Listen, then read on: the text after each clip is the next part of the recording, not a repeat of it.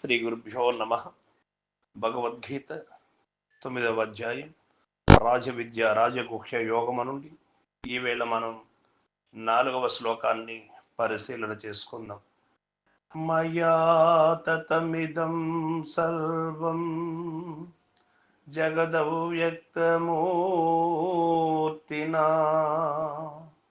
మస్తాని సర్వభూతాని నచాహం తేష్వస్థితః. భగవానుడు చెబుతూ ఉన్నాడు, సమస్త ప్రపంచము అవ్యక్త రూపుడనగు నాచే వ్యాపించబడి ఉన్నది. సమస్త ప్రాణి కోట్లు నాయందున్నవి, నేను వాని యందుండుట లేదు అని భగవానుడు చెబుతూ ఉన్నటువంటి విషయం. అవ్యక్తమూర్తిన, ఇంద్రియములకు గోచరము కాని అతి సూక్ష్మ వస్తువే పరమాత్మ. ఇంద్రియములకు గోచరింపబడేటువంటి వాడు పరమాత్ముడు కాదు. ఇంద్రియములకు గోచరింపబడుతూ ఉన్నది అంతా కూడా ఎరుక, భ్రాంతి మాత్రమే. సామాన్యమగు భూతాకాశమే నేత్రములకు కానరాకయుండా ఇక సూక్ష్మాతి సూక్ష్మమైన చిదాకాశము అనగా ఆత్మ నేత్రాదులకెట్లు గోచరించును.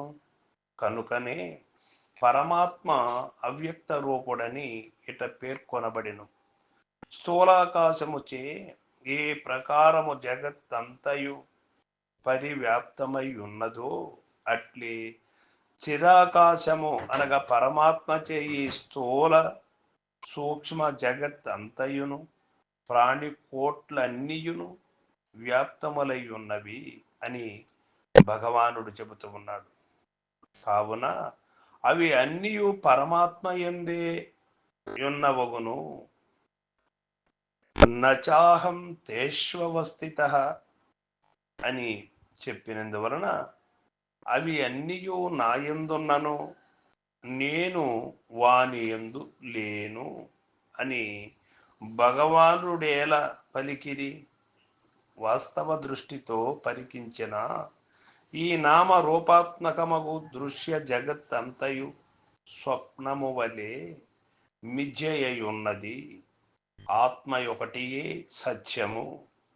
ఆ ఆత్మయంది దృశ్య జాతమంతయు రజ్జువునందు సర్పము వలె ఆరోపింపబడి ఉన్నది. కనుక మిథ్యాభూతమగు దృశ్య వస్తువునందు సత్య వస్తువగు పరమాత్మ ఎట్లుండగలడు?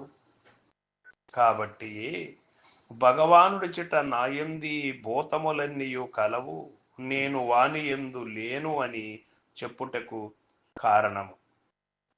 స్థూల సూక్ష్మమగు చరాచర ప్రపంచమంతటను పరమాత్మ వ్యాపించి ఉండుట చేత అతడు లేని చోటు లేదు. కనుక సాధకుడు అతని ఉనికిని సర్వత్రా అనుభూతమనర్చుకొనుచు పాపకృత్యములు చేయక ప్రాణి కోట్ల ఎడల దయగలిగి భక్తి భావ సమన్వితుడై ఉండవలెను అని భగవానుడు చెబుతూ ఉన్నారు. పరమాత్మ రూపనామ క్రియలు లేనటువంటి వారు కనుక ఆ యొక్క పరిపూర్ణ బయలును చూడడానికి వీలు పడదు. భావము చేత, గురు సూచన చేత తెలుసుకొనదగినది. కావున భావింపవచ్చునే కాని చూడడానికి వీలు లేదు.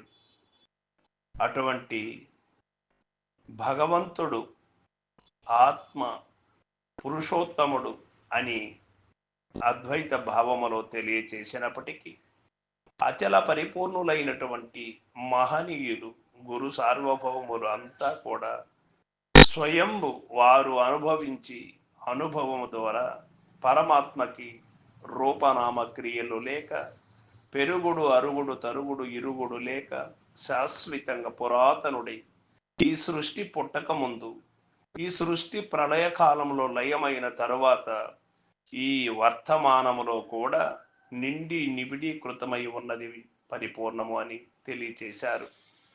ఈ సత్యమును అందరూ కూడా గ్రహించి లేని దానిలో మనం నటన చేస్తూ ఉన్నాం.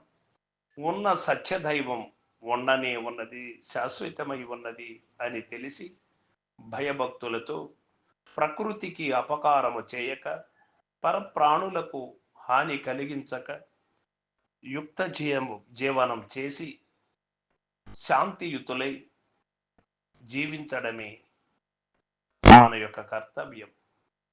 ఉన్నంతలో ఎవరికి హాని జరగకుండా పరోపకార భావంతో జీవిస్తూ నిజము కనుగొని నిజ దైవమును తెలుసుకొని లేని దాని లేనట్టుగా ఉన్నదాని ఉన్నట్టుగా భావించి జీవించడమే ప్రతి ఒక్కరి కర్తవ్యం అయి ఉన్నది అని ఇక్కడ మనకు భగవానుడు తేట తెల్లు చేశాడు. సర్వం సద్గురు పాదార్పణమస్తు. జై గురుదేవ. ఇక క్లుప్తంగా కొన్ని విషయములు తెలుసుకుందాం. పరమాత్మ ఎట్టి రూపము గలవాడు అనే ప్రశ్న మనకు మొదలైనప్పుడు ఇంద్రియములకు గోచరము కాని అతి సూక్ష్మ రూపము గలవాడు అని మనం తెలుసుకోవలసి ఉంటుంది. మరి అతడెచటనున్నాడు అనే ప్రశ్న మనకు వస్తుంది. భగవంతుని యొక్క స్థానం ఎక్కడ? గుడిలోన, కొండ, గుట్ట, కోన, లేక ఆత్మలోన ఎక్కడైనా ఒక చోట ఉన్నాడా పరమాత్మ అనే అనుమానం అందరికీ వస్తూ ఉంటుంది. అది తెలుసుకునే ప్రయత్నం చేస్తూ ఉంటారు. పరమాత్మ ఒకే చోట ఎక్కడైనా ఉంటే లిమిటెడ్ అవుతుంది. పరమాత్మ సర్వవ్యాపి గనుక అరూపుడై ఎక్కడా ఉంటాడు. ములు వృచ్చ సందు లేకుండా నిండి నిమిడీకృతమై ఉంటాడు. కావున స్థూల సూక్ష్మ సమస్త ప్రపంచమునందును వ్యాపించి ఉన్నాడు అని ఇక్కడ భగవానుడు చెబుతూ ఉన్నాడు. ప్రాణికోట్లన్నీయు ఎచటనున్నవి అన్నప్పుడు అంత పరమాత్మే నిండి ఉంటే మరి ప్రాణికోట్లు ఎక్కడ ఉన్నాయి అన్నప్పుడు ఉపమాత్మయందు స్థితి కలిగి ఉన్నవి అనగా అన్నిటిలో పరమాత్మ ఉన్నాడు. ఒక్క చోట ఉన్నాడు, ఒక చోట లేడు అనలేదు. ఆ ఉన్నటువంటి పరమాత్మలో లేకనే ఇది తోయబడి, లేకనే నటన చేసి తెరపై బొమ్మల వలె ఆడి సమాప్తం అవుతూ ఉన్నాయి అని మనకి ఇక్కడ తెలియబడుతూ ఉన్నది. సర్వం సద్గురు పాదార్పణమస్తు. జై గురుదేవ.